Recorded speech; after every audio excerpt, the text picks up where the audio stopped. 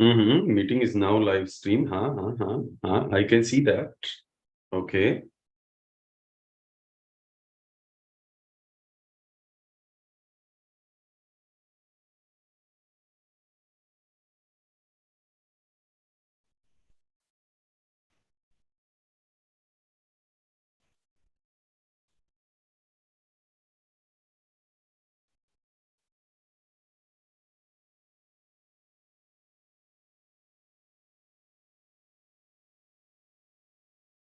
Let me just share the link to the group so that if somebody wants, you can join.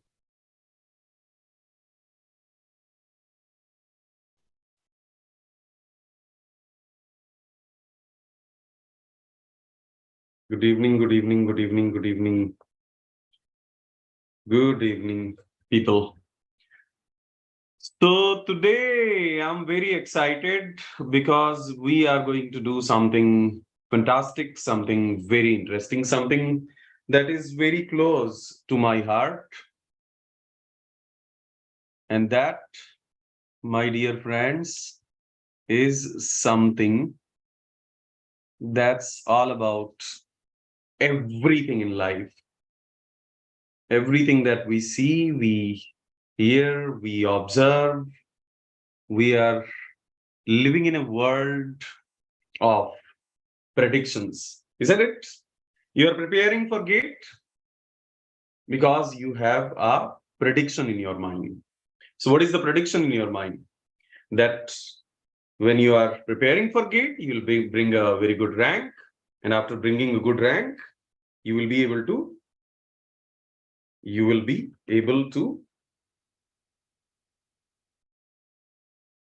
don't worry, Ansh. Abhi ye sab kuch hoga. Ansh, everything will happen.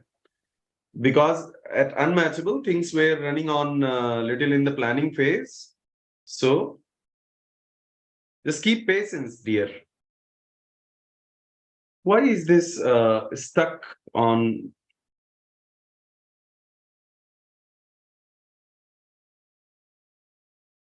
Live stream got stuck, it seems.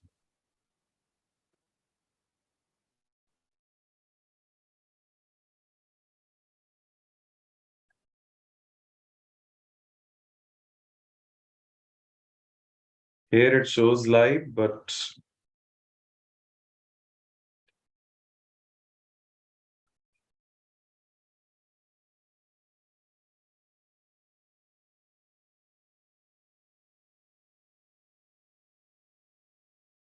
आप पूरा पढ़ाऊंगा भाई, पूरा पढ़ाऊंगा। मैं ऐसे नहीं करता हूँ। मैं ऐसे नहीं करता हूँ कि वहां YouTube पर कुछ और बस थोड़ा थोड़ा पढ़ा दिया और no, that's not going to happen. But this is an English session. Keep that in mind. This is an English session. Whatever will happen, that topic will happen in depth. So before we understand what is probability and how we define probability and how we calculate probability, let us look at some real practical scenarios. For example, suppose you are a mobile manufacturing company. Suppose you are a mobile manufacturing company. And because there is a lot of competition, there is a lot of competition in market. So many companies are there, isn't it? OnePlus is there, Samsung is there, Apple is there, Oppo, Vivo, and so many companies basically. So suppose you are a mobile manufacturing company, and just to attract few customers, you want to give a guarantee of total guarantee, any damage in 1 year, and you say that I will change your phone completely. Okay. Suppose you want to give this kind of assurance to customers. So you have a question in your mind that how much assurance can I give? How much assurance of total return can be given? How much assurance of total return. Total return means no questions asked. I'm going to buy back your phone. I'm going to return a new piece to you. If anything, of course, fracture is not included in that. So how much assurance of warranty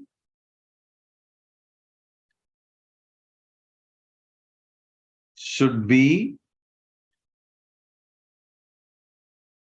given to each customer? To each customer, what is the assurance you are going to give? That kindly take my phone, kindly buy my phone. And in 1 year, if anything gets damaged, I'm going to, in 1 year, or maybe like you need to take a decision here that how much warranty do I need to give? 1 year, 6 months, 8 months, 9 months, 18 months. Okay. How much assurance? Assurance spelling is not very correct here. So let me just write it again. So how much assurance can I give to the customers? Shall we give a 6 month assurance, or shall we give a 9 month assurance, or shall we give a 12 months assurance, or maybe 15 months, or maybe 18 months? Suppose you are the CEO of this mobile manufacturing company. Imagine yourself as a CEO of this mobile manufacturing company. And you are manufacturing mobile, new model, you are launching. How much assurance of warranty should be given to each customer? 6 months, 9 months, 12 months, 15 months, 18 months. You tell me. What assurance are you going to give?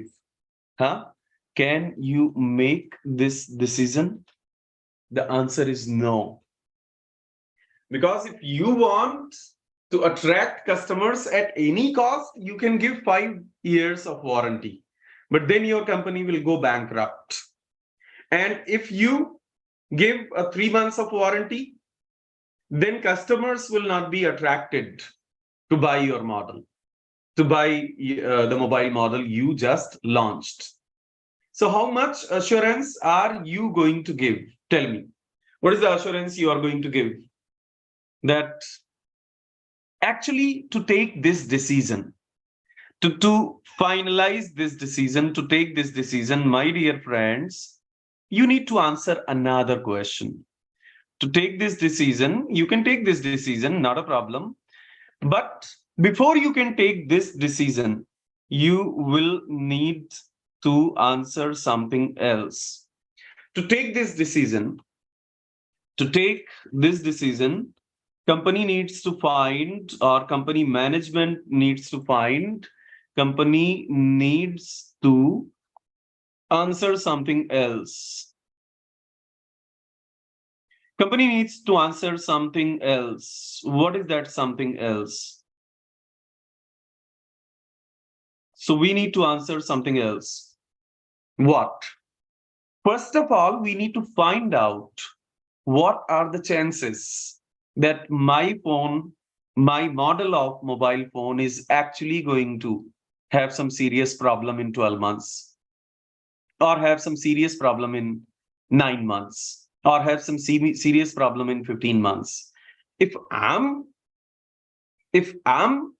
100% sure that the mobile phone that my company manufactured is not going to have any serious problem in next 15 months, I can give a warranty of 15 months, no problem.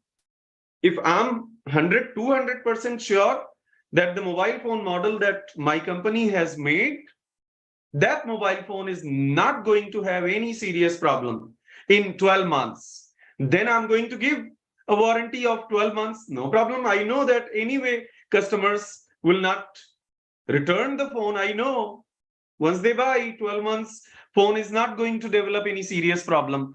So I'm going to answer, before I take this decision, I need to answer one more question. And what is that question? That question is that what, and I'm writing this question in capital.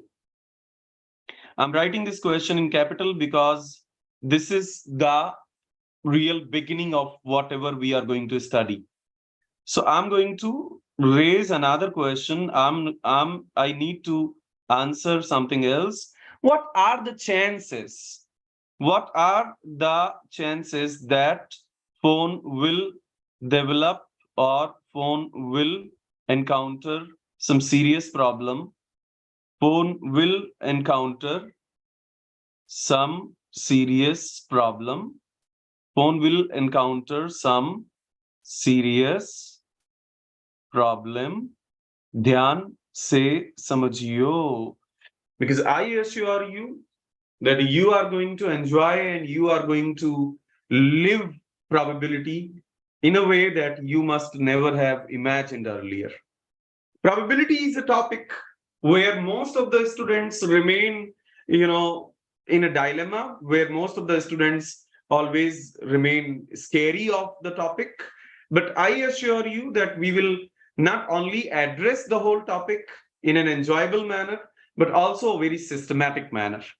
So notice that before you can take such a big, important decision, that how much assurance of warranty must be given to the customers, we need to seriously answer this question, that what are the chances that phone will encounter some serious problem in 12 months or in 15 months or in 18 months.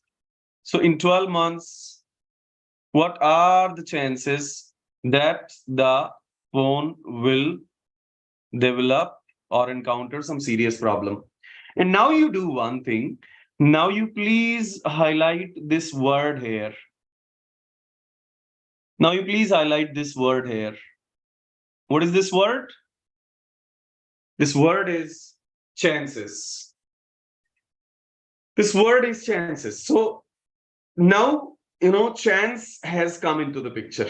Before you can take such a big decision, you need to answer another question, that what are the chances that phone will encounter some serious problem in 12 months? Okay. So this is one real practical scenario. Let me now take you forward to next real practical scenario. बढ़िया अंश, keep rocking. Production कौन पढ़ाएगा? Goku जी, production में ही पढ़ाऊंगा और जबरदस्त पढ़ाऊंगा. पूरा production, I assure you कि इस तरह से होने वाला है कि आप झूम जाओगे प्रोडक्शन में. कूल. मैंने अनअकैडमी पर भी पढ़ाया है, मशीनिंग और मेट्रोलॉजी और एनटीएमएम, और वहां भी अगर आपके किसी दोस्त का सब्सक्रिप्शन हो तो आप देख सकते हैं. वहां के कोर्सेज भी ट्यूल ज्योमेट्री वगैरह पढ़ोगे तो आप झूम जाओगे. Anyways, so this is one problem. Keep this in mind, huh? Keep this situation in your mind. Now let us move on to the next thing. Let me save this. Now let us move on to the next thing. Now you think about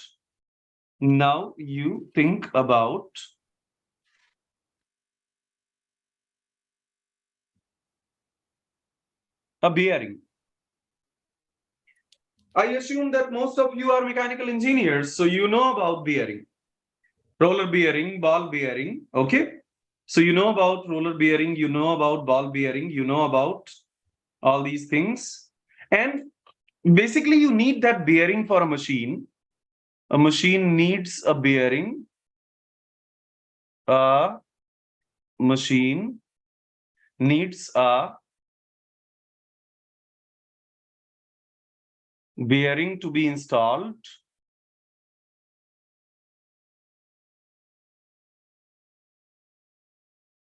So you need to install a bearing in the machine. This is the decision that you need to take. This is the decision that you need to take. A machine needs a bearing to be installed. This is the decision. Now, in order to take this decision, I'm going to go into the market and I'm going to order bearings. What will be the question that I'm going to ask to take this decision? Which bearing needs to be selected?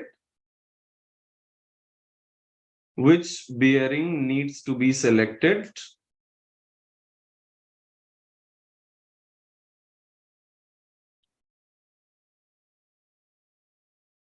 Which bearing needs to be selected? Now, to answer this question, I need to answer something else.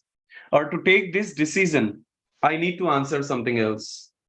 To take this decision, my dear friends, to take this decision, we need to answer something else.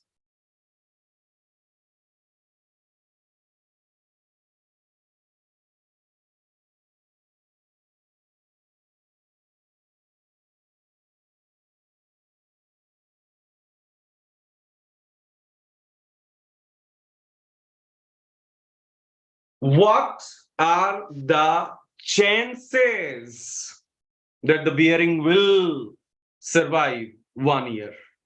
Or what are the chances that the bearing will survive 2 years? Or what are the chances, if we actually talk in the terms of a language of bearings, what are the chances that a bearing will survive for 10 million revolutions? So we need to answer another question. And that another question is, what are the chances that the bearing will survive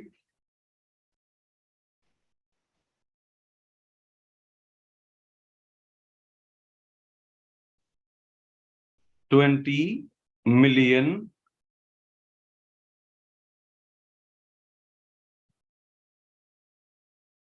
revolutions? So we need to, in a machine, we need to install a bearing. And I'm having a big decision here that which bearing am I going to buy? Which bearing should I order? To take this decision, we need to answer something else. That what are, once again, you highlight this particular thing. What are the chances that the bearing will survive 20 million revolutions? What are the chances of bearing surviving 20 million revolutions? Huh? So once again, you notice that you go to the real practical world. And when you go to the real practical world, you need to take some decision as a manager, as an engineer, as a CEO. You need to take that decision. And to take that decision, you are going to rely on another question, that what are the chances that are given, if I'm selecting this bearing, what are the chances that it will survive 20 million revolutions, or 30 million revolutions, or 50 million revolutions, or 100 million revolutions? And this is something actually real practical. When mechanical engineers do bearing design, this answer they actually do. They actually do answer this question. Let us move on to third thing. Third thing is, so first case study was warranty on a mobile phone. Second case study is selection of a bearing. Second case study became selection of a bearing. Selection of bearing. Now let us move on to something else. First case study was warranty given on a mobile phone. Second case study is selection of a bearing for some real practical machine, let's say for a fan, let's say for an automobile vehicle, let's say for a two-wheeler bike, for four-wheeler vehicle, for a lathe machine, milling machine, drilling machine, JCB, earth movers, grinders. All these machines need bearing. You need to select the bearing, but you cannot select the bearing without knowing this information.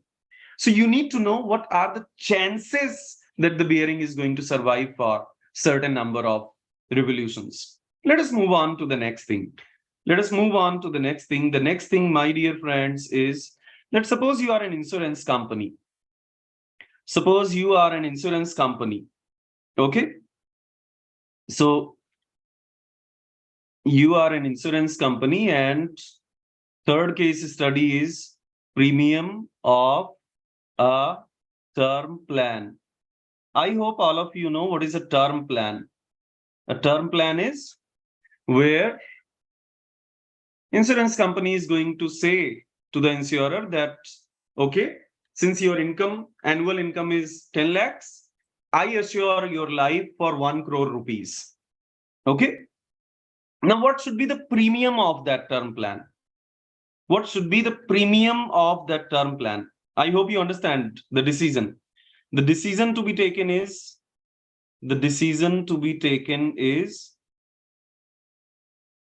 so that insurance company is launching a new term plan and there is a decision to be taken.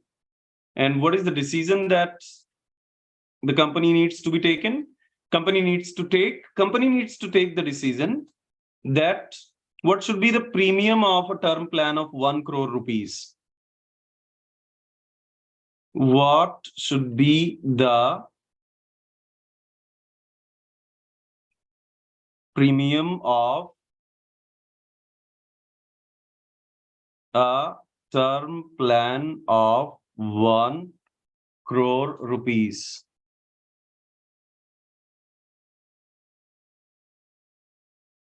This is a big decision that company needs to take. That I'm an insurance company and I'm launching a term plan. In that term plan of 1 crore rupees, that if something happens to you, company will give you or your family 1 crore rupees. 1 crore rupees. Okay.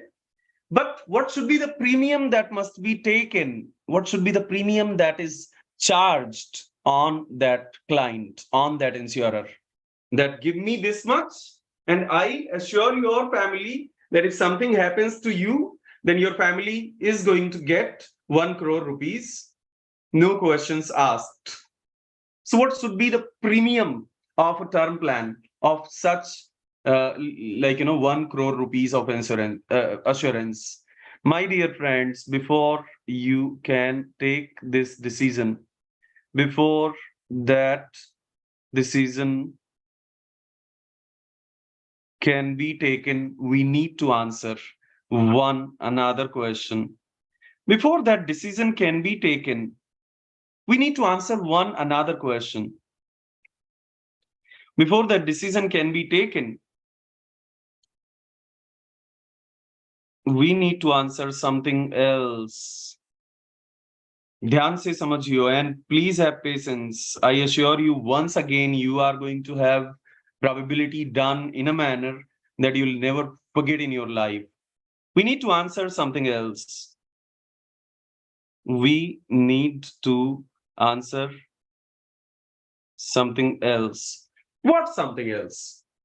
That something else is that what are the chances that the person would actually say goodbye before 60? That question is what are the, because these term plans are not like forever, that even if you die at 100, we will give your family 1 crore rupees. No, these term plans are like, if you die, if something happens to you before 60, then I will give 1 crore rupees to your family. So what are the chances? Term plan of age 60, maximum age 60. That if something happens to you before you reach 60, if you say goodbye, we are going to give 1 crore rupees to your family. So what are the, once again, in order to decide the premium, you need to answer one little question. What are the chances that a person would actually say goodbye before turning 60? What are the chances that a person would actually say goodbye before person would... otherwise, insurance company is going to become bankrupt. Insurance company is like, okay, if you die up to 80, we will give 1 crore rupees. Give me 10,000 rupees premium. So I take 10,000 from 100 people and all 100 die before age of 80. So I have to give 100 crore rupees now. So I'll become bankrupt. That insurance company can't, that's not an insurance actually, that's a fraud. Because company doesn't have that much money to give. So company will have to run away. So my dear friends, all this is very, very, very, very, very interesting. Before that decision can be taken, how much premium I'm going to charge to the insurer?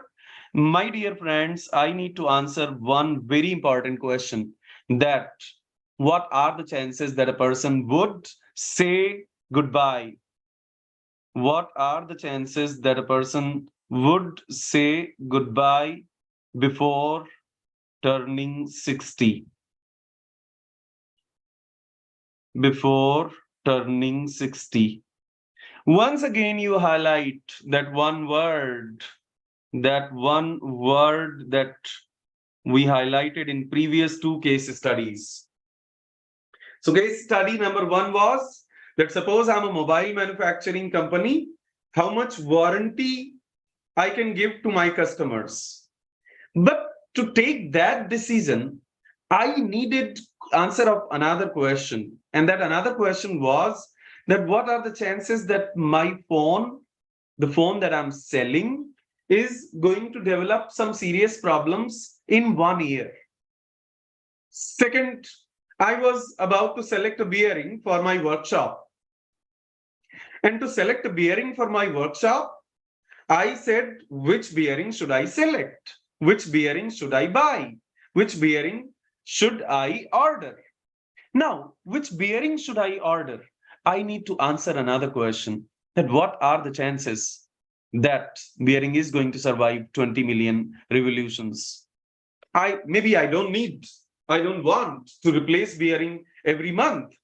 I want at least 1 year or 6 months or 8 months. So I'm going to ask the seller that, okay, you are selling this bearing to me. Now you tell me what are the chances that it will survive 20 million revolutions. If there are less than 90% chances that bearing will survive 20 million revolutions, then I'm not going to buy this bearing. This bearing is of no use to me. Give me at least 90, tell me if 90% chances are there that bearing will survive 20 million revolutions. Suppose I'm an insurance company and I'm deciding the premium of a term plan. How much premium should be fixed for a 1 crore rupees term plan? For that, I need to answer another question, that what are the chances that the person would actually say goodbye? इंसान टपक जाएगा, इसकी क्या chances हैं? Chances. Chalo, we'll take just one more. We'll take just one more case study. Yeah? We will take just one more case study. So let's take one more case study, and that case study is going to be an overbridge.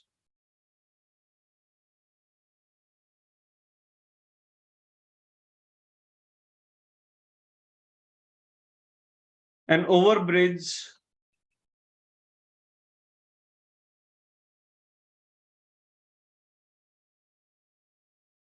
in a busy market of Lucknow. So I need to take a decision here that I'm a government body, and as a government body, I need to take a decision. A government body needs to decide whether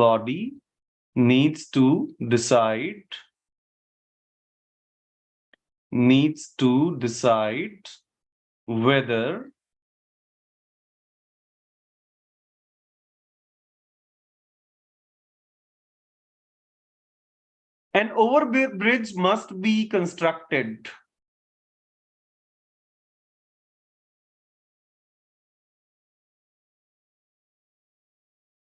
Otherwise, everywhere you construct overbridge now. You construct overbridge everywhere. That cannot be done. So whether an overbridge must be constructed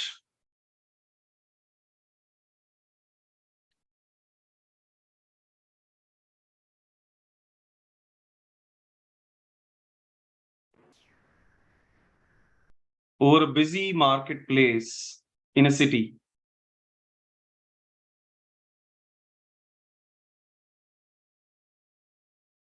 This is the decision that you need to take. To take this decision, you need to answer another question.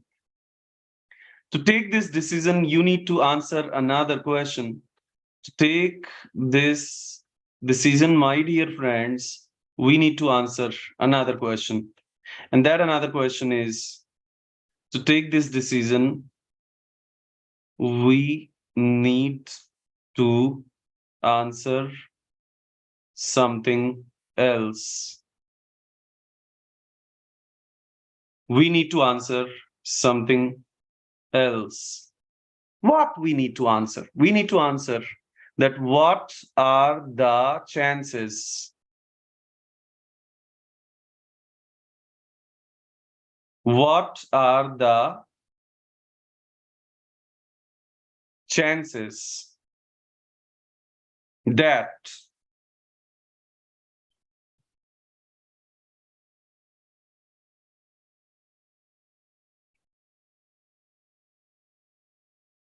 marketplace or a vehicle in marketplace gets stuck for more than 10 minutes, and how many times?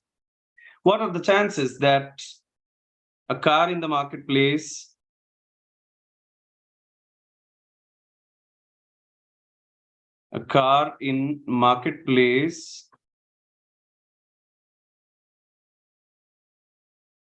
needs at least 15 minutes to pass 1 kilometer stretch?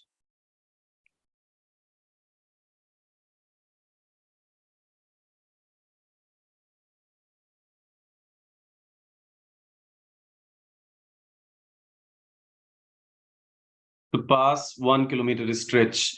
Once again, we are having that word coming up. What are the chances? If I want, I can keep giving you case study after case study after case study after case study after case study. I can keep giving you 20, 30, 50 case studies because my thesis has been in statistics, the whole field of probability and statistics, my whole thesis in masters. And I have gone deep in this field. I've studied at least 7-8 books dedicated to probability and at least 3-4 books dedicated to experimental statistics.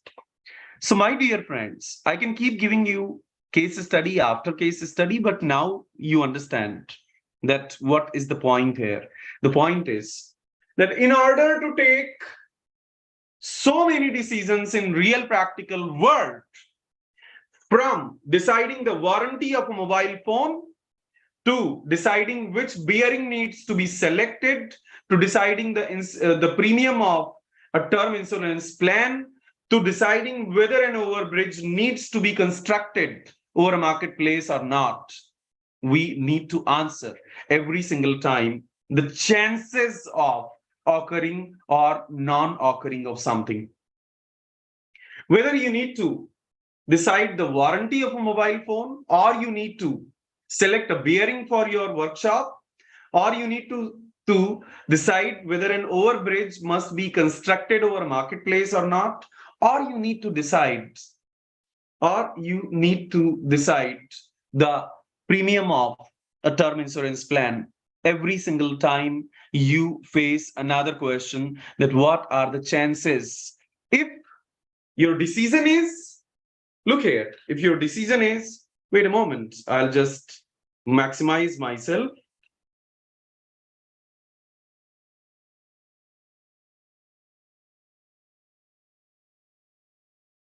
So if your decision is that what should be the warranty given on mobile manufacturing company, another question you need to answer, what are the chances that mobile phone will develop some serious problem in 15 months? If your decision is that what should be the premium of a term insurance plan, your another question you need to answer is, what are the chances that person would actually say goodbye before reaching age of 60? If your decision is whether an overbridge must be constructed at a busy marketplace, another question that you need to answer is, what are the chances that a car takes at least 15 minutes in passing just 1 kilometer stretch? If your decision is that what should be the penalty on each and every MCQ type question in GATE exam, then your question you'll need to answer is that what are the chances that a student, if he selects one option by random, then what are the chances that he would select a wrong option? Question is that what should be the penalty? 0.33 marks or 0.67 marks? Then you need to answer another question. And that another question is that what are the chances that a student will get wrong answer if he doesn't know the question and ticks randomly, if he goes for blindly giving the answer? Cool. So in real practical life, from deciding, this is the reason smokers and non-smokers have different premium. Exactly.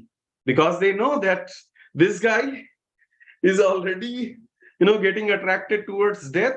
So if I'm insuring him, I need to charge more money from him, because I know that more chances are there. So guys, try understanding real practical life, and I can keep giving you. For example, suppose you are a bank and decision.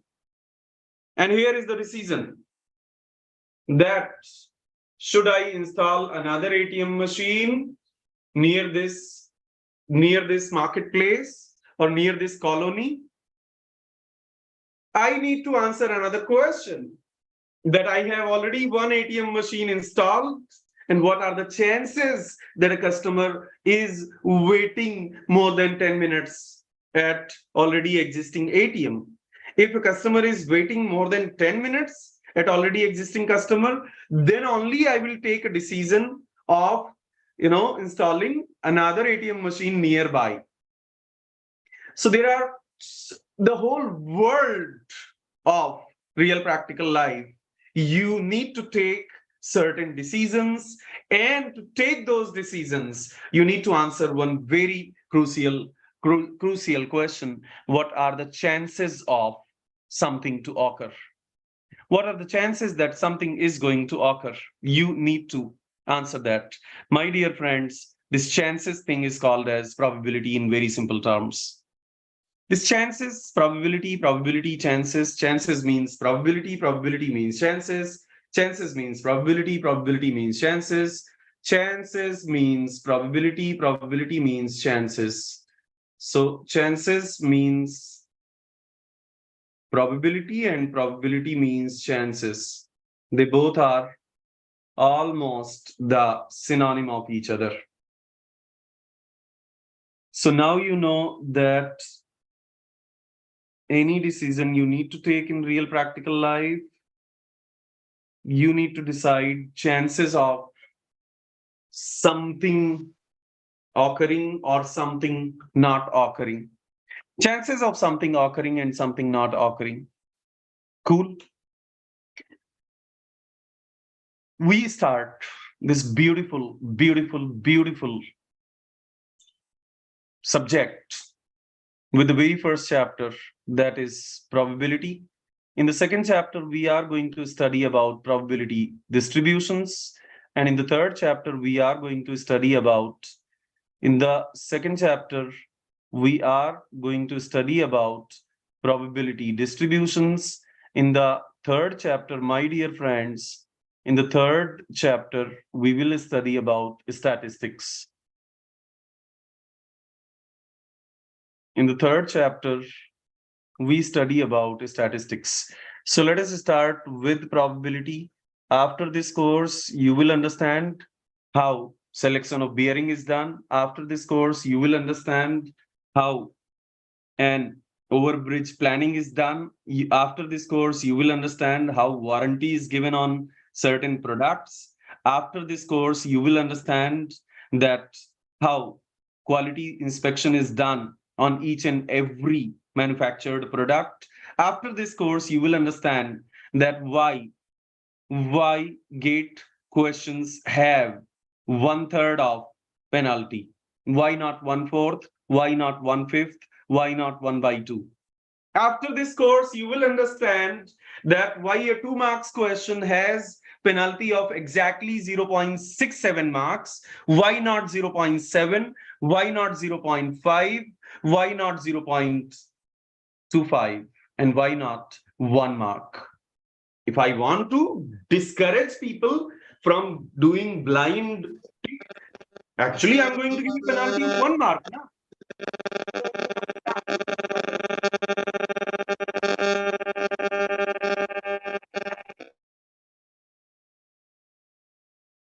So, after this course, you will be able to answer all these questions from city urban planning to traffic management to insurance companies to quality department, quality control and quality management to inventory control and inventory planning to pricing and warranty to service sector.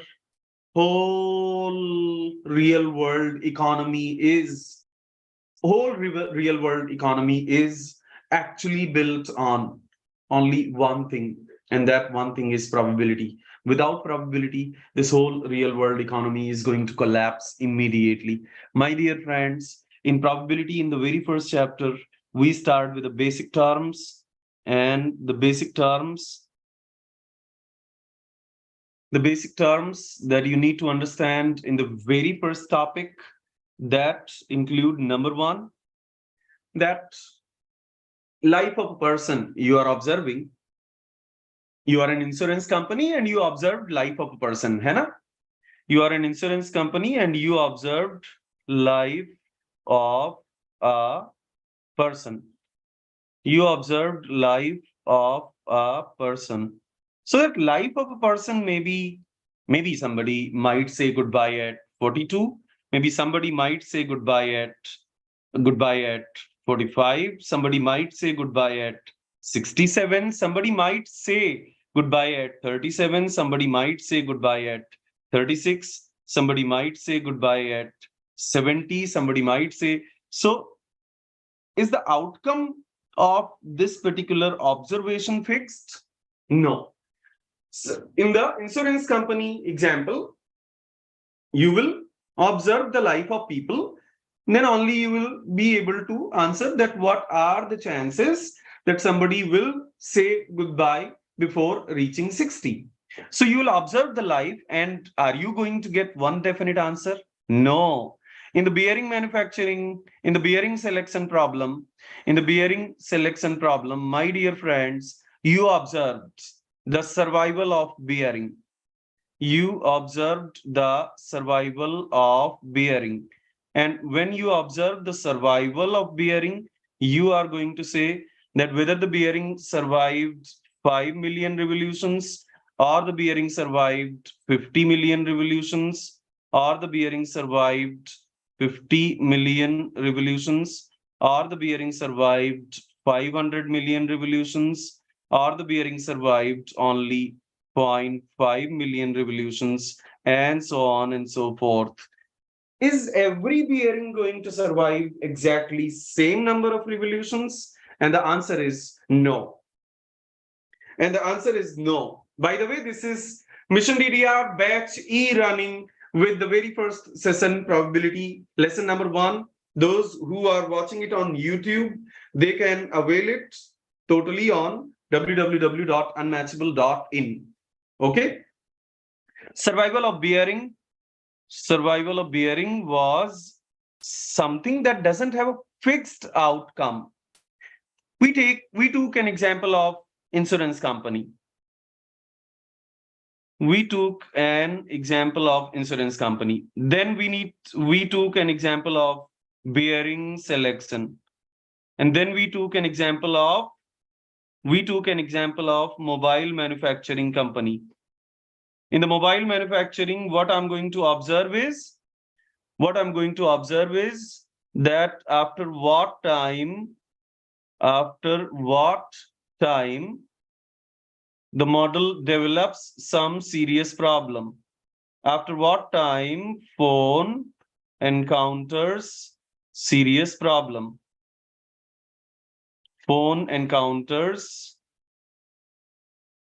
serious problem. And if I do that quality testing on number of phones, then maybe some phone might encounter some serious problem in 3 months, but some another phone might encounter some serious problem only after using 18 months. Another phone means same phone actually, same model actually, but different units. So one unit I test and it might encounter some serious problem in a usage of 3 months. I experiment, I observe another one, and it might encounter some serious problem not before 18 months. I run the experiment, I do the testing on yet another phone, and it might not develop some serious problem before 11 months. So if I'm going to perform that testing on various units of mobile phone, am I going to get the same number of months for a phone to develop some serious problems? For a phone to develop some serious problem? No. I gave you fourth example of urban planning. I gave you fourth example of city planning. And that example, if you remember, that example was planning an overbridge. That example was planning an overbridge. So when we planned an overbridge, what we observed exactly? Somebody please come forward and tell me. When we said that an overbridge must be constructed in a busy marketplace or not, then at that time, what was the thing I was observing? On the basis of what thing I needed to decide? Somebody come forward, tell me. Traffic. Traffic. Traffic. That how much time on an average a car needs to spend to pass 1 kilometer stretch. Okay. So the time that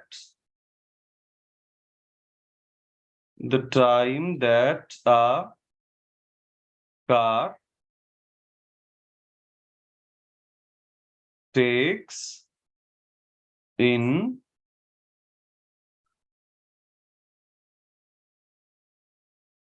passing 1 kilometer stretch.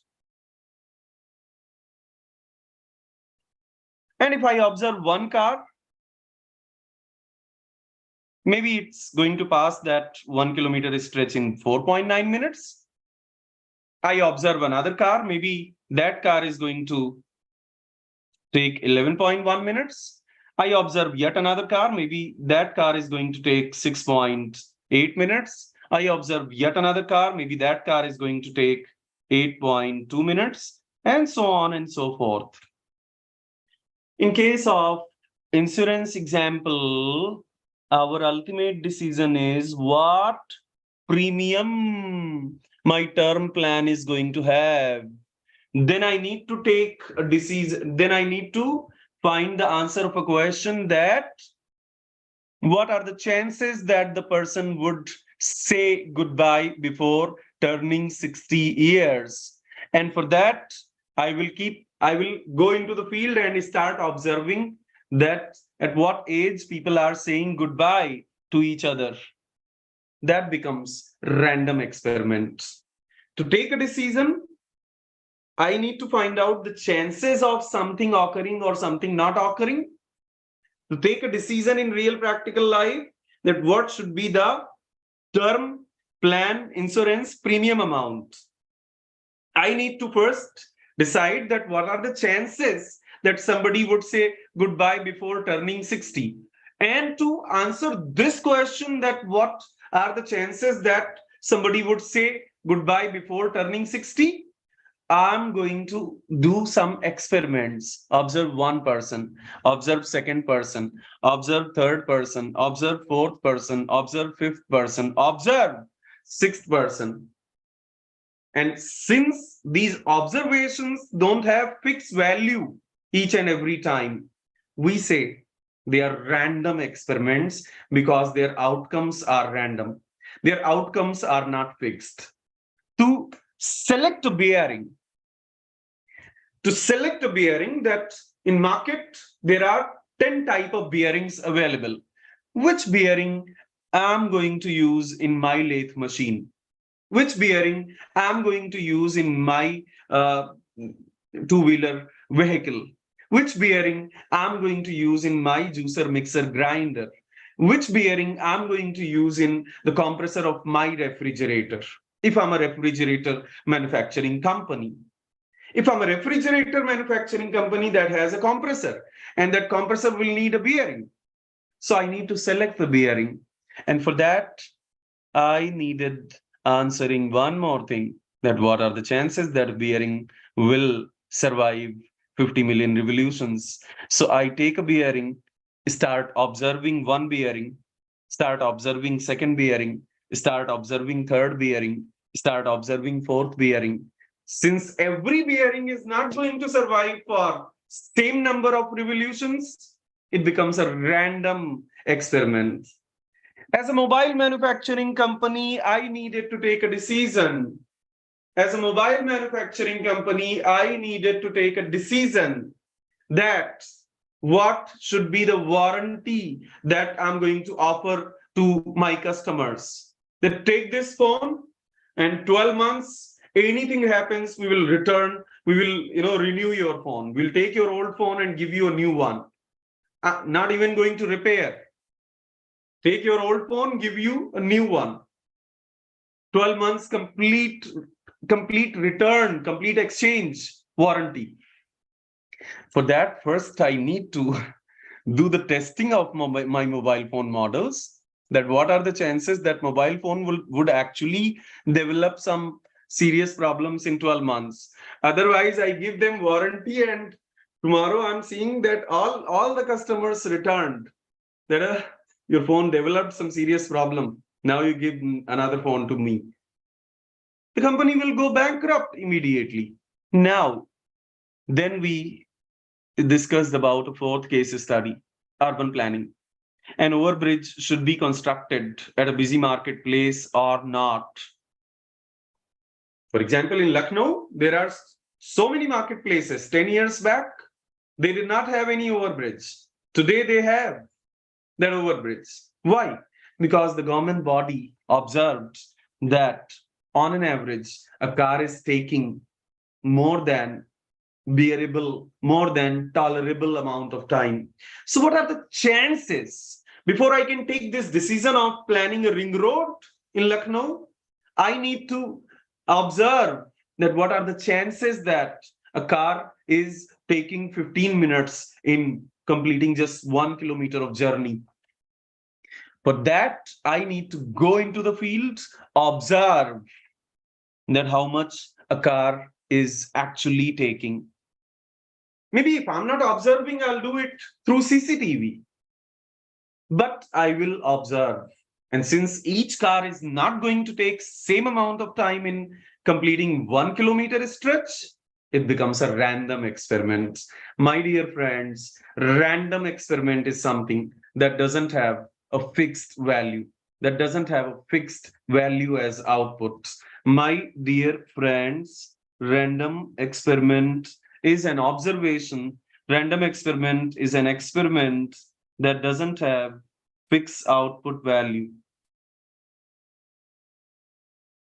Random experiment is just an observation that doesn't have any fixed output value. Chalo, so we are going to save this, and we now know what is random experiment. In real practical life, there is absolutely no field. No field. There is not even a single field in the real practical life that doesn't need to take these decisions, and all such fields need to perform a lot of random experiments to know how things behave, So let me write the definition of random experiment now. Let me write the definition of random experiment now. A random experiment is an observation. A random experiment is an observation. ध्यान से समझियो. A random experiment is an observation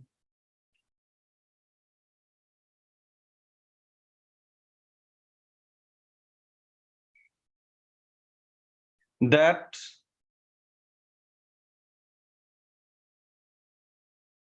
doesn't have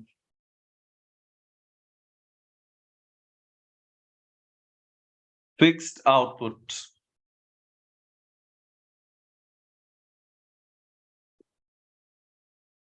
Now, in books, in our notebooks, we are naturally not capable of doing these real practical case studies initially. So we start doing rehearsal. We start creating an artificial story that let's do something that can be done easily and that doesn't require so much cost of running the experiments. Let's toss a coin. Let's toss a coin. Let's toss a coin. Let's roll a die. When we are tossing a coin, we are actually observing the life of a bearing. Less than 20 million revolutions is head, more than 20 million revolutions is tail. When we are rolling a die, we are actually observing the life of a person. Any person saying goodbye before age of 10 is actually 1 coming on die. Any person saying goodbye between 10 to 30 is actually a 2 coming on die. Any person saying goodbye between 30 and 45 is actually a 3 coming on dice. Any person saying goodbye between 45 to 60 is 4 coming on dice. Any person saying goodbye between 60 and 70 is 5 coming on die. And any person saying goodbye after the age of 70 is a 6 coming on die. What happens in reality?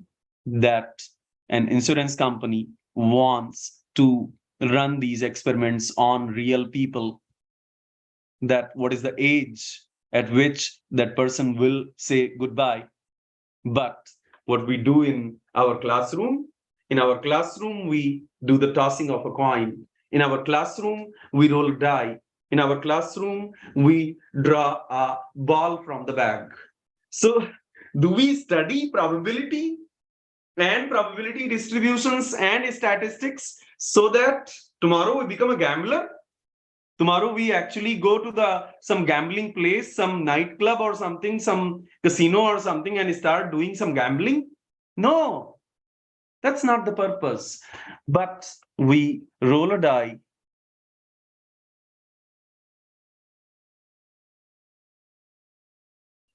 Because rolling a die also has random outputs. You might get 1, you might get 2, you might get 3, you might get 4, you might get 5, you might get 6. In our classrooms, we toss a coin, not because we are actually going to toss a coin as an engineer, or we are going to become a gambler after attending probability course. No, actually, when we say tossing a coin, we are mainly observing a person going into the ATM machine, that whether he needed to wait for 10 minutes, under 10 minutes, or over 10 minutes. Under 10 minutes is head for me, over 10 minutes is tail for me. And if somebody is more and more persons are waiting for more than 10 minutes, then I need to install another ATM machine. So my dear friends, toss a coin. And when you toss a coin, you actually perform a random experiment in classroom, because you need to perform bigger and very significant and relevant random experiments in real practical life. Rolling a die is just rolling a die is just a real life, so that you can perform random experiments in real practical life. tossing a coin is just a real life so that you can perform random experiments on quality testing and inspection of components like bearings. Drawing a ball from the bag is just a drama, just a rehearsal, just a drama. And you are doing that drama because you know in the real practical life, you are going to observe number of red cars and number of blue cars and number of black cars and number of white cars, not draw number of red balls and number of white balls and number of blue balls. Random experiments, what is the real story? This. What we will do in our classrooms, we will do this. Roll a die, toss a coin, draw a ball from the bag, like that. So otherwise, when I was studying probability, I always wondered that why the hell do they keep rolling a die and tossing a coin and draw a chit from a bag and draw a chit from a hat? Why? Do we actually do that as an engineer in real practical life? No, because we need to conduct these kind of random experiments. So my dear friends, this was the very first thing. Second term that you need to study is something called, okay, whenever you observe a random experiment, whenever you perform a random experiment, that random experiment will have various outputs, various outputs. So now you know that rolling a die is a random experiment. Now you know that rolling a die is a random experiment. And when you roll a die, you might get 1, you might get 2, you might get 3, you might get 4, 5, 6.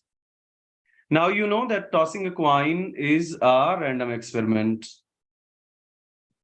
Tossing a coin is a random experiment. And then you know that if you just try to list all possibilities, you might get head, might get tail. Now you know that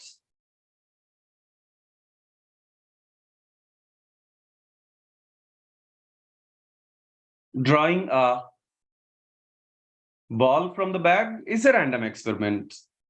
So you might get a red ball, you might get a black ball, you might get a blue ball, you might get a green ball, you might get a white ball, and so on and so forth.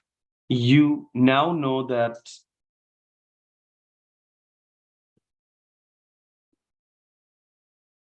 time taken by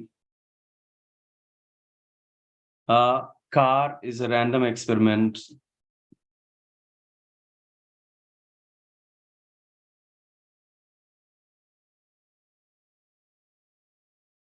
Time taken by a car to cross a marketplace is a random experiment. And that car might pass anywhere, that marketplace anywhere between 3 minutes to 30 minutes. 3 minutes to 30 minutes.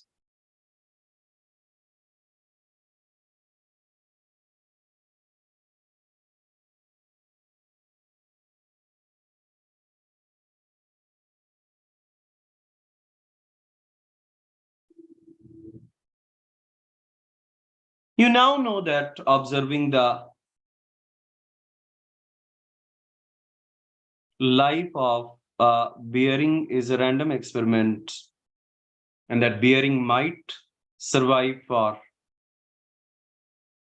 anywhere between 5 million revolutions to 500 million revolutions.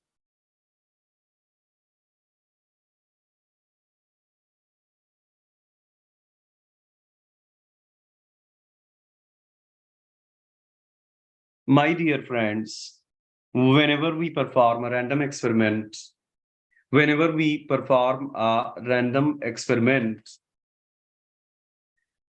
even though output is not fixed, but we still can fix the range of outputs. We still can fix the all possible outputs, the collection of all possible outcomes, the collection of all possible outcomes. Any one output is not fixed, but I know that if I roll a die, there are 6 things that cover everything. So output is not fixed, but I know that 1, 2, 3, 4, 5, 6, 6 things are going to cover everything. So my dear friends, a sample space is nothing but the collection of all possible outcomes of a random experiment. A sample space is nothing but the collection of all possible outcomes. Sometimes you can list them like 1, 2, 3, 4, 5, 6. Sometimes you can list them like head, tail. You can list them like red, black, blue, green. But sometimes you need to give an interval, because between 3 minutes and 30 minutes, it could be any decimal value also.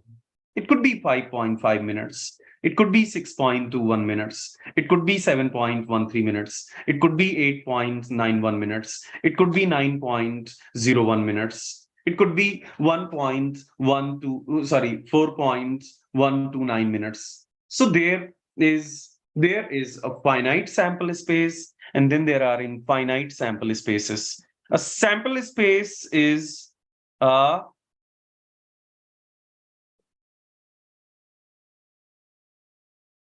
sample space is collection of all possible outcomes.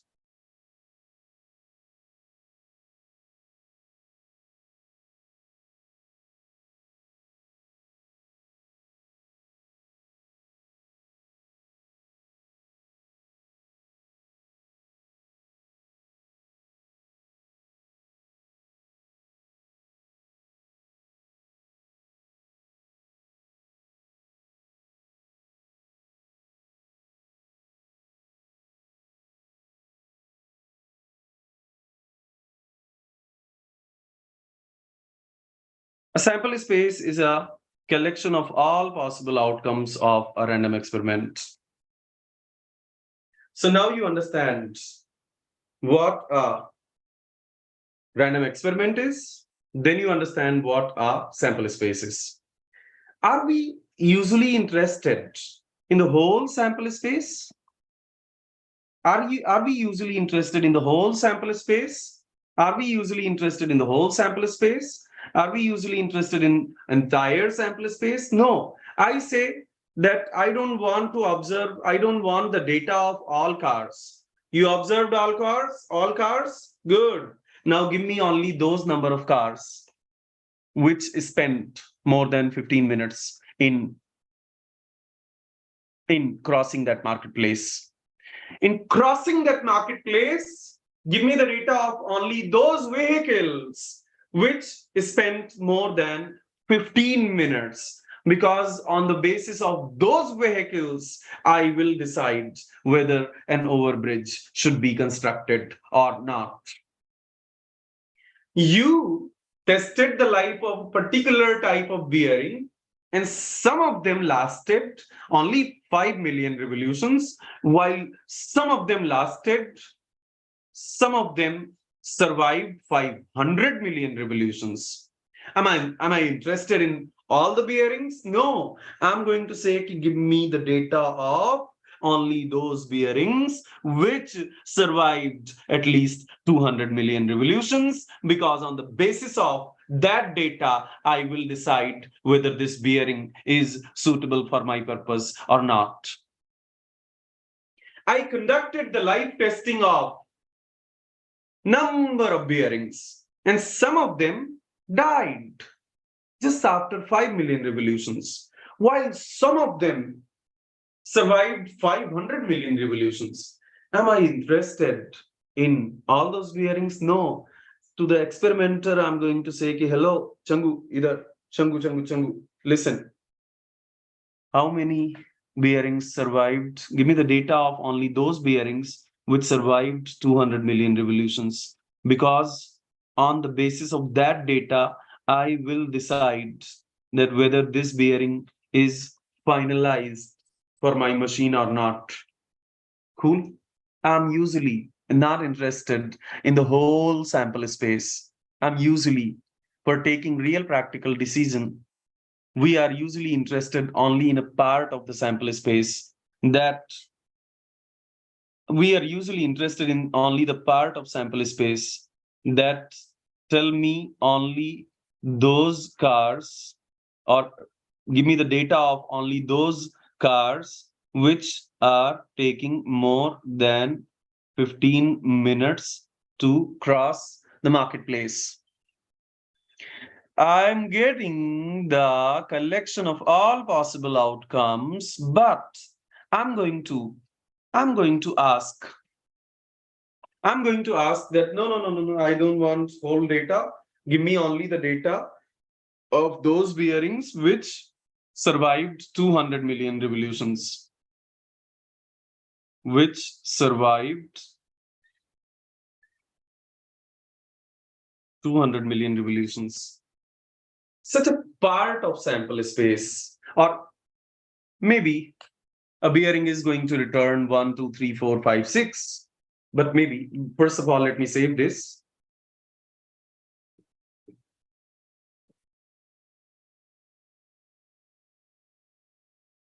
And then I'm going to erase this.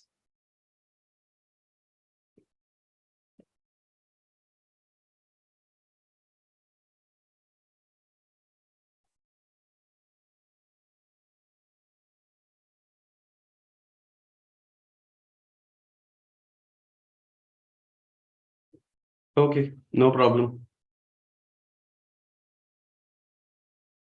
It never came back.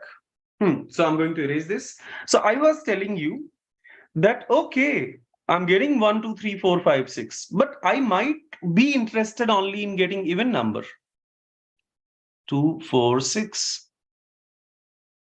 I might be interested in getting only a number greater than 4. I know that there is red ball, there is black ball, there is blue ball, there is green ball, but I might be interested in getting only a either red ball or black ball. I might be interested. I know that some cars took as small as only 3 minutes to cross the marketplace, and some other cars took as long as 30 minutes to cross the marketplace. But I'm going to say that give me the data of only those cars which took more than 15 minutes to cross the marketplace. I know that some bearings died just after 5 million revolutions, and some bearings went as long as 500 million revolutions. But in order to approve that bearing, that whether I'm going to buy that bearing or not, I need to see the data of how many bearings survived 200 million revolutions, how many bearings survived 200 million revolutions. My dear friends, take the real practical decisions. To take the real practical decisions, we are usually interested only in a part of sample space. We are interested usually only in a part of sample space. That part of sample space in which we are interested is known by the name. That part of sample space in which we are interested is known by the name an event. So an event is nothing but a part of sample space in which we are interested. An event is a part of the sample space in which we are interested. Sample space in which we are interested.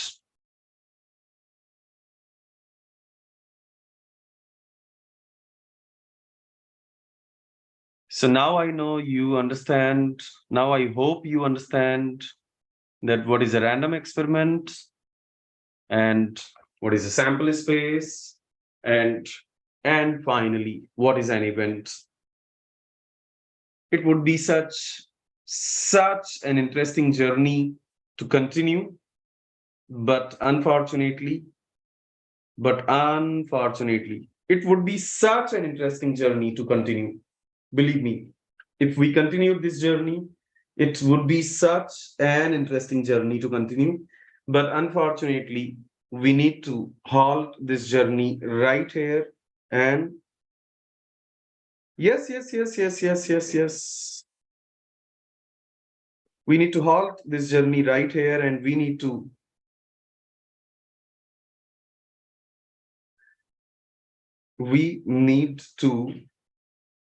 switch on a prerequisite.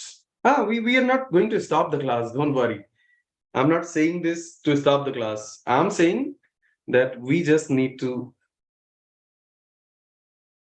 On laptop, it looks pretty good. We just need to stop the topic of probability and study one prerequisite, and that prerequisite is called set theory.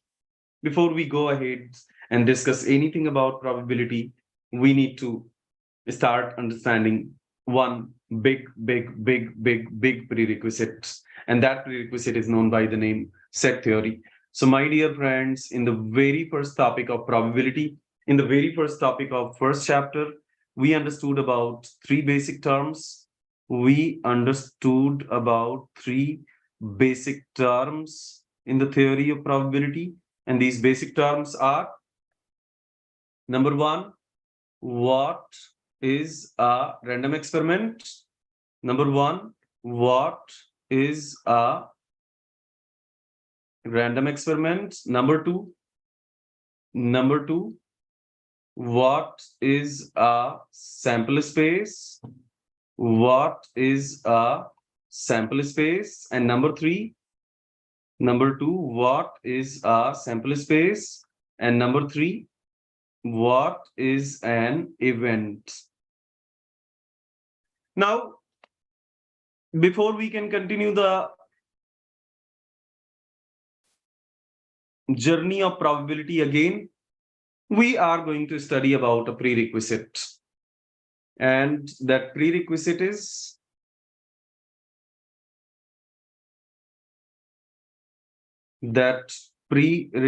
is set theory. Anybody wants to ask anything so far? Anybody wants to ask anything so far? Anything?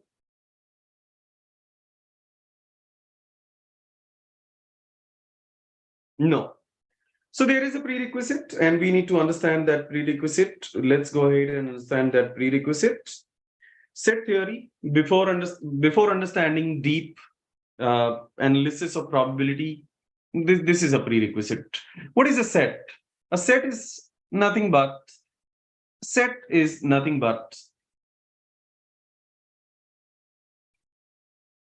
collection of numbers, collection of characters, collection of alphabets, collection of whatever. A set is just a collection. A set is just a list, a collection of characters, objects, or numbers. A set is just a collection of numbers,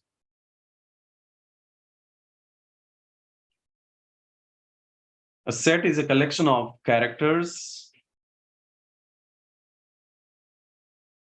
a set is a collection of objects.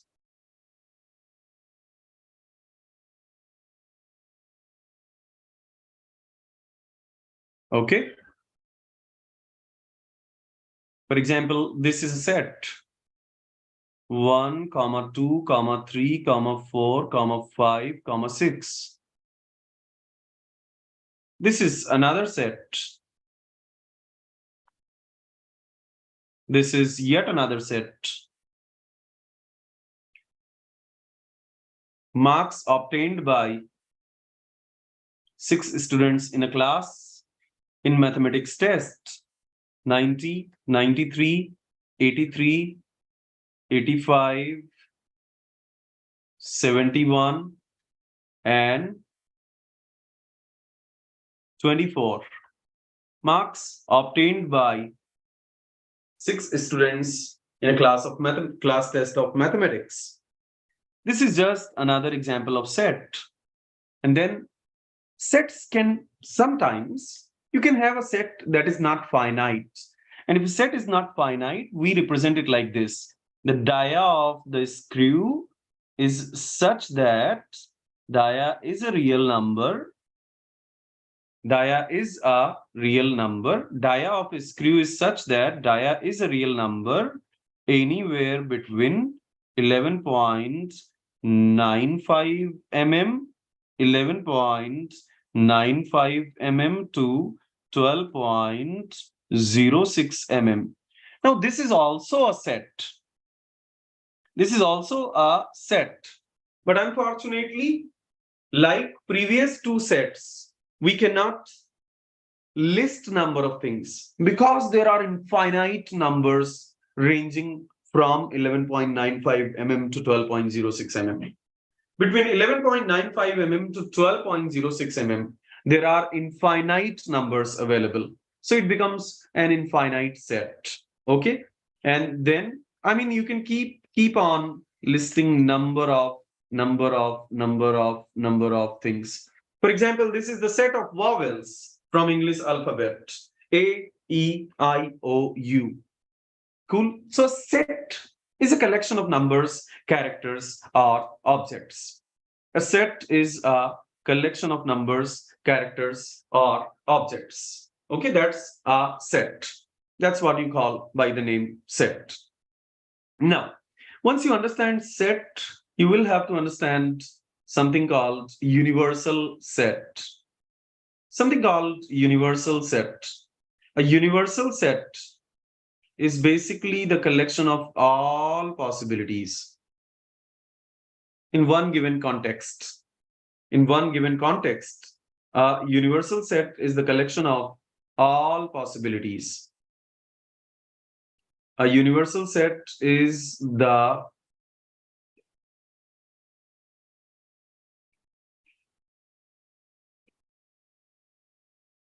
collection of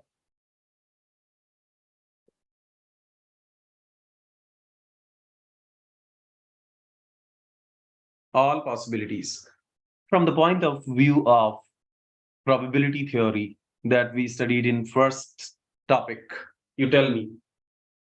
From the point of view of probability theory that we studied in first topic, what is universal set? Somebody come forward.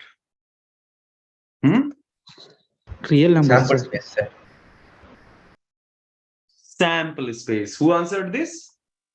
Somebody answered sample space. Yes.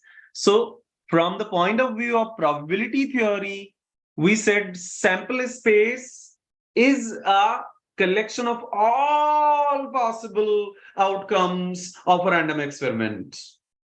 Sample space is a collection of all possible outcomes of a random experiment. Okay? Sample space is a collection of all possible, every single possible outcome of random experiment. And in set theory also, we are defining something similar, a universal set. So basically in probability theory, we call it sample space. And in set theory, we call it universal set in a given context. That when you roll a die, list all possible outcomes, that becomes a set. And since 1, 2, 3, 4, 5, 6, apart from that, nothing is possible. So 1, 2, 3, 4, 5, 6, these 6 things become universal set. These 6 things become universal set. So from the point of view of probability theory, this universal set is actually representing sample space. From the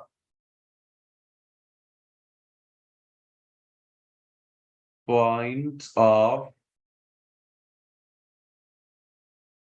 view of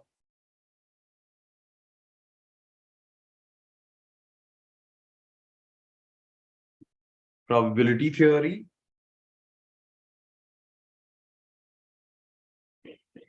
Exactly, Nishant answered very correctly, sample space. From the point of view of probability theory, universal set is sample space actually.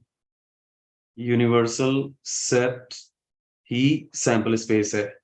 Gangadhar ही शक्तिमान है.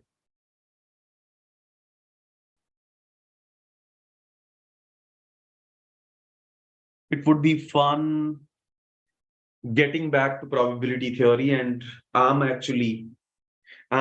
actually feel a little bored in this set theory thing, but unfortunately we have to complete this prerequisite. It's actually going to be a lot of fun. I'm actually waiting impatiently to get back to probability once again, but to understand probability in a very deep manner, in a very systematic manner, unfortunately, we need to know set theory. Okay, we need to know set theory. My dear friends, now we understand what is a set. A set is a set. Set, set, set, set is a list. Set is a list. Set is a collection of number of things. You might have some objects, like, in a bag, book is there. In a bag, pencil is there. In a bag, pen is there. In a bag, some chewing gum is there. In a bag, some scale is there. In a bag, some 10 rupee note is there. So if you just make a set of all things present in bag, it will become a set. If you just make a list, set is as simple as that. Universal set, if you list everything that's present in bag.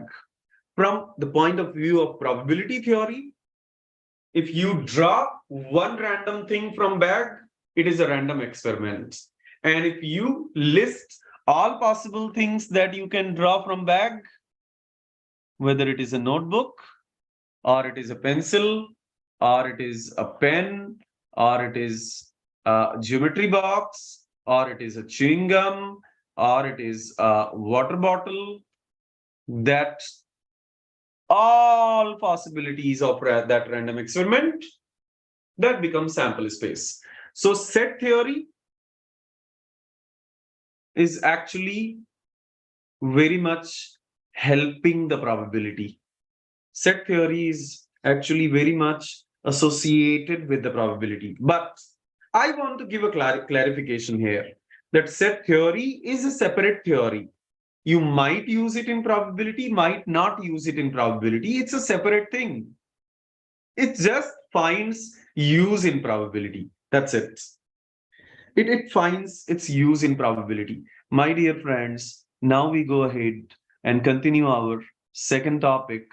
Our second topic, that is set theory. In set theory, this is a prerequisite to understand probability. My dear friends, we have already defined set, and we have also come to know what is a universal set. Now we go ahead and do some operations on set.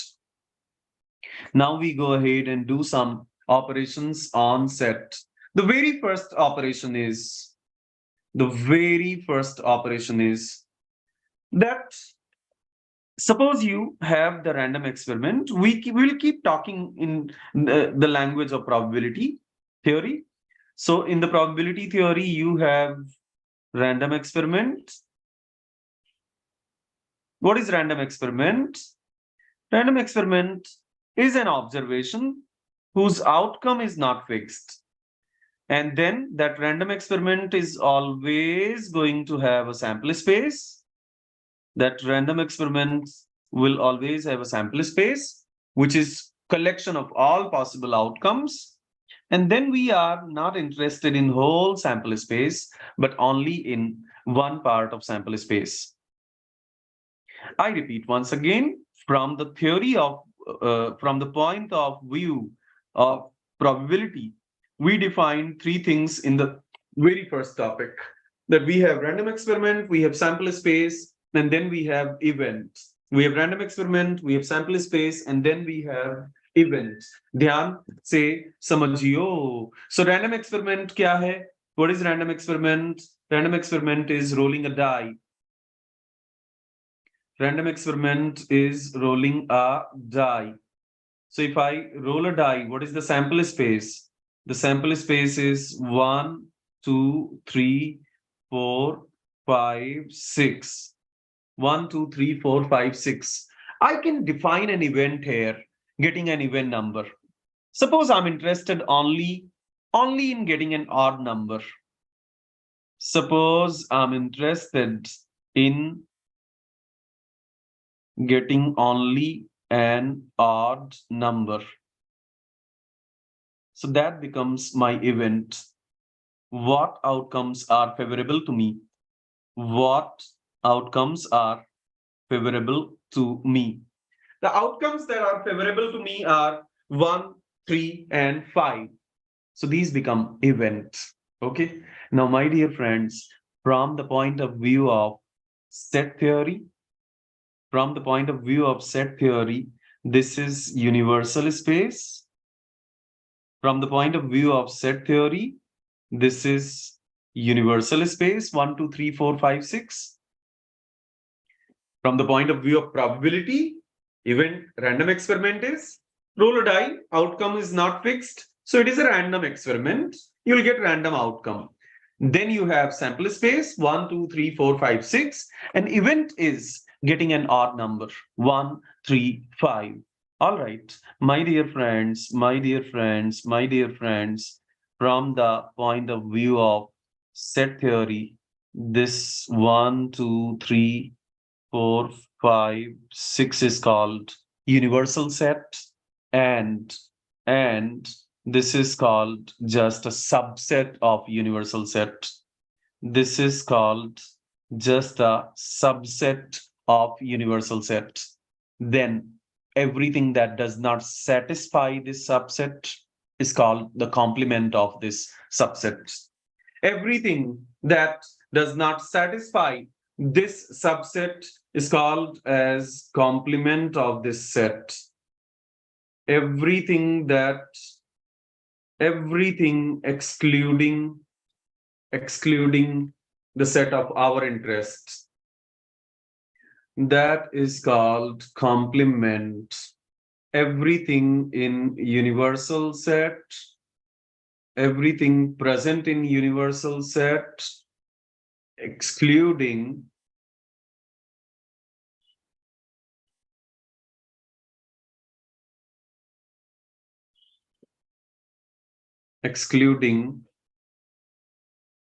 set A. John Venn, long back, decided to use another way to convey this whole information. John Venn, a mathematician. John Venn, John, not when, not like WHEN, when like VENN. When not like WHEN, when like VENN. So John Venn, a mathematician, he decided to convey this whole information in some another way, some short, crisp manner.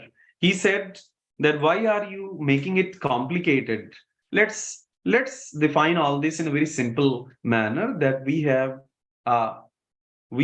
a universal set, we have some all whole world, like a room is a whole world right now, room is a universe for me right now, room is the dunya for me right now, room is everything for me right now, and in that room I'm interested only in one certain part. Room is the whole world for me right now. And in that room, the whole world, I'm interested only in some part, then everything of the room,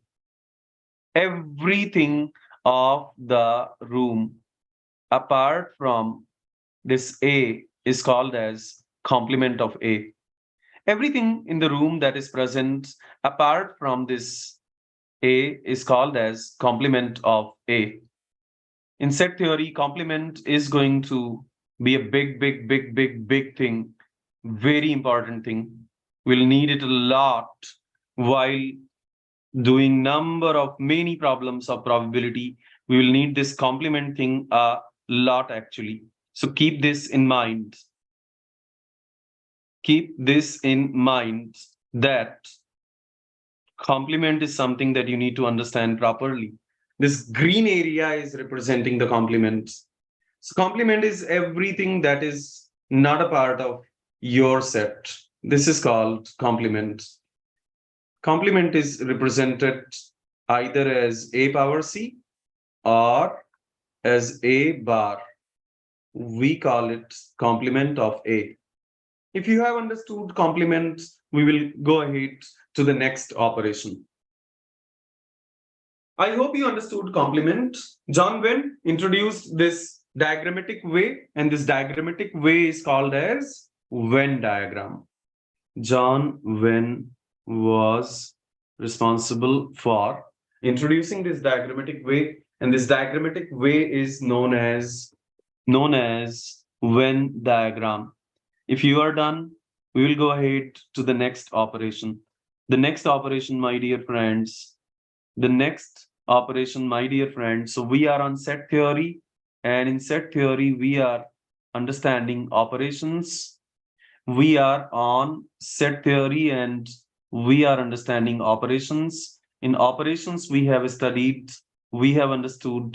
In operations, we have understood the very first thing, that is complement.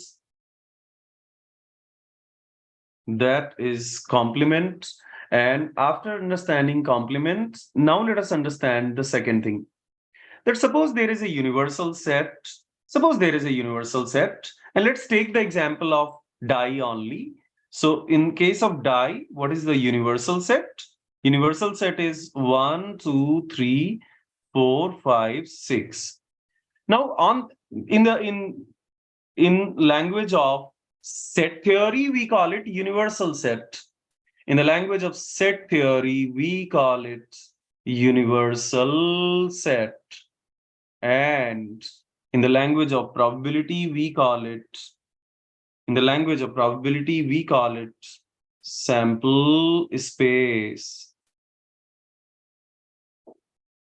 So now you understand sample space is sample space is universal set is sample space.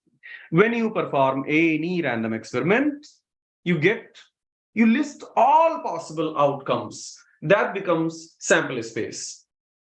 In language of set theory, we call it universal set. In the language of set theory, we call it universal set. Dhyan se samajhiyo. Now suppose I define an event.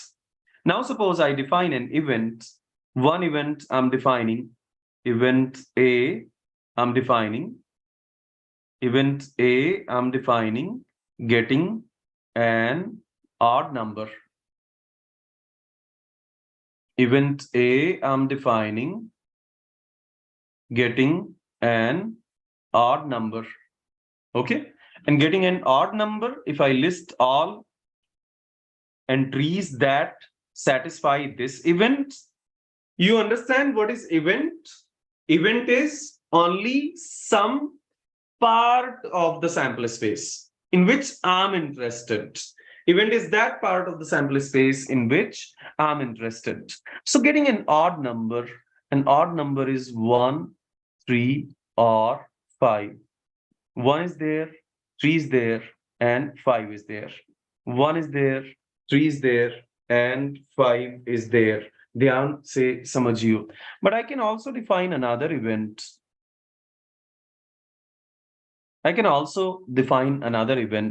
And that event is when you roll a die I want you to get a number. I want you to get a number less than 4. I want you to get the number less than 4. Getting a number less than 4. So this particular event was having this part of sample space, 1, 3, 5, and then getting a number less than 4. Getting a number less than 4, 1 satisfies, 2 satisfies, and 3 satisfies. 1 satisfies this, 2 satisfies this, and 3 satisfies this. So there are 3 things that satisfy this.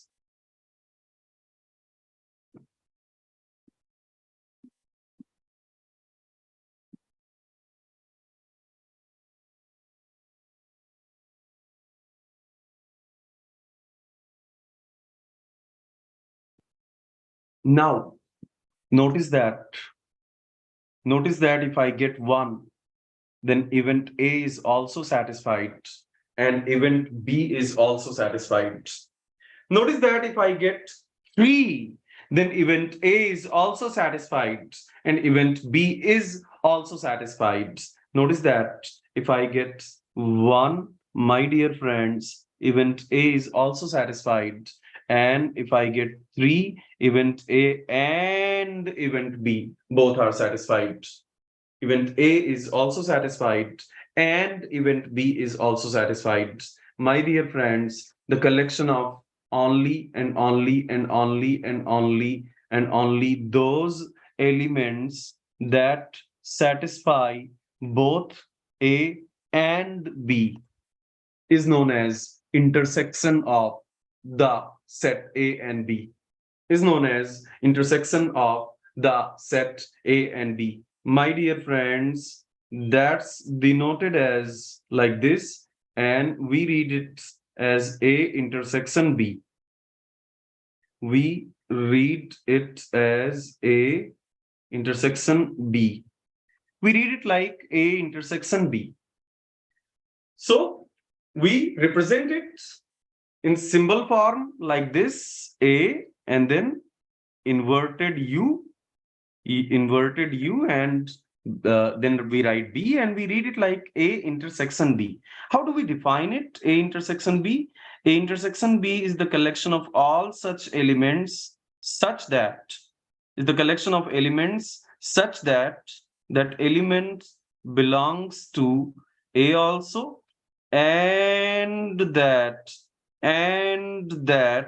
elements belongs to B also, and that element belongs to B also. A intersection B is the collection of all such elements that belong to A also and B also. And is a very, very, very, very, very, very, very, very strong word here. From the point of view of probability, intersection basically wants to find out the probability of co-occurrence of 2 events. From the point of view of probability, intersection represents the co-occurrence of 2 events. That suppose Changu is saying that if you roll a die, I want to get an odd number.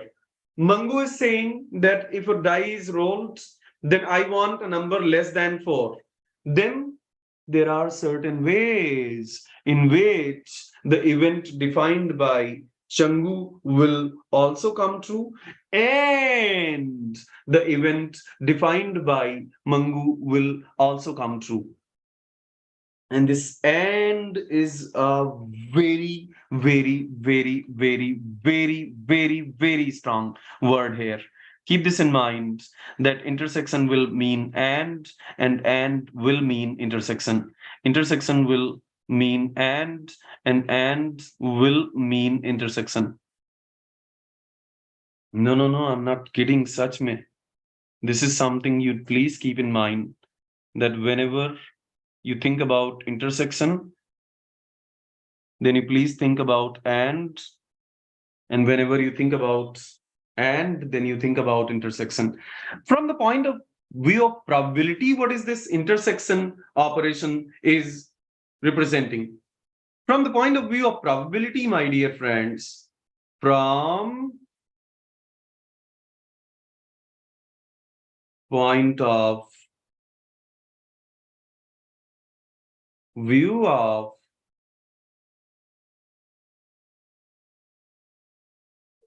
probability,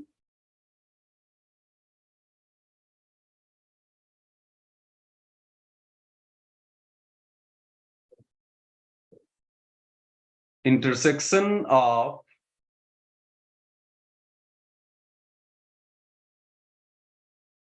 sets A and B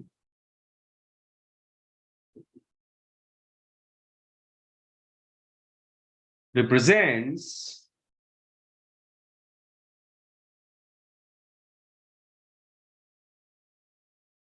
co-occurrence of events A and B.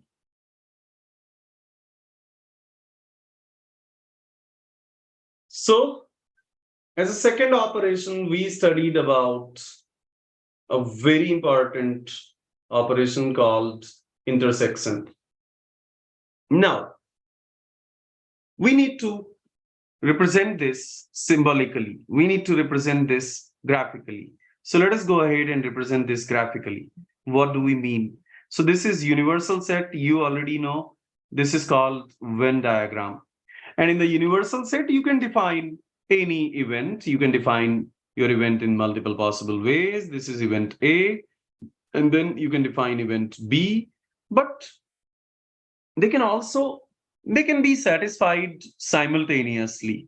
There are certain manners, certain ways in which they can be satisfied simultaneously. Now, this shaded part is called A intersection B.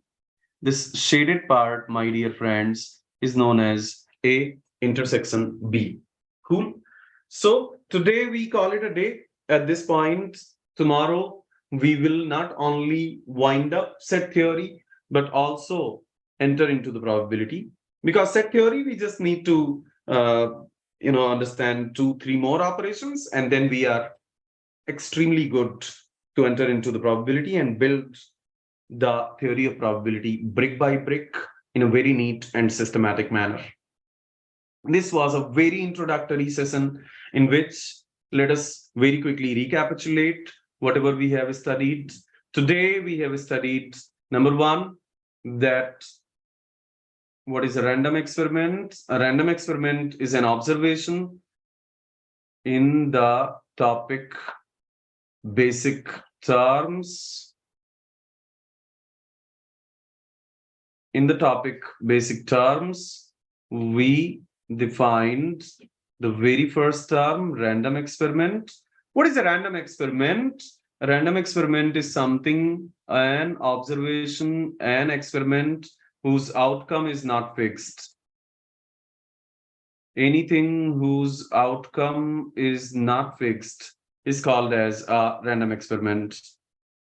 Anything whose outcome is not fixed is known as a random experiment. And then we defined second thing is the sample space. What is a sample space? A sample space is collection of all possible outcomes. A sample space is the collection of all possible outcomes. Collection of all possible outcomes. A sample space is the collection of all possible outcomes. And observation number three, we defined events. Event is only a part of sample space in which we are interested. Event is only a part of sample space in which we are interested. So can you tell me how many events can be defined in a random experiment? Somebody.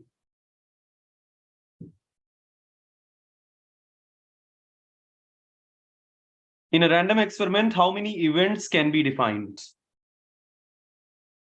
Somebody, anybody? Huh? Infinite, sir. Sir, infinite. Exactly. In any random experiment, there are so many ways. There are not fixed number of ways to define. To define a sample space, there is only one way. 1, 2, 3, 4, 5, 6. But to define an event, that will depend upon individual requirements. I might define, if I'm rolling 2 die, I might define an event like getting both odd numbers or both even numbers, or one even and first even and second die odd, or first die odd and second die even, or the sum of both the die more than 7, or the product of both the die more than 4, or the sum of outcome of both the die becoming a prime number, or the sum of the numbers obtained on both the die becoming an odd number. I mean, there are so many ways an event can be defined.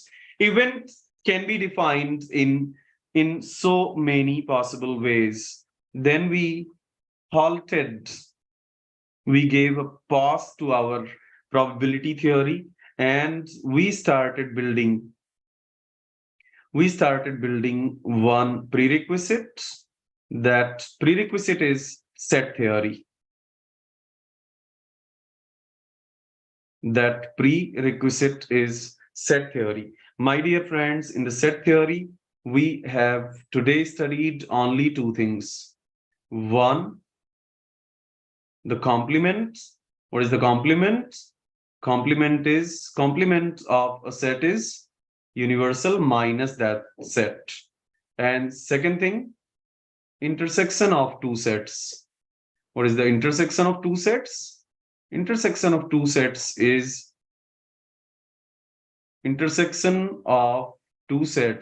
going to be the set of such elements such that that element belongs to A, and that element also belongs to B. That element also belongs to B. Telling you one last time before we wind up this session that keep this in mind, that intersection is very closely associated with the word and is very closely associated with intersection. Thank you so very much, people, for attending this. Yes, Nishant, very correct answer. There are number of ways to define the event. All right, people. Bye-bye. See you tomorrow.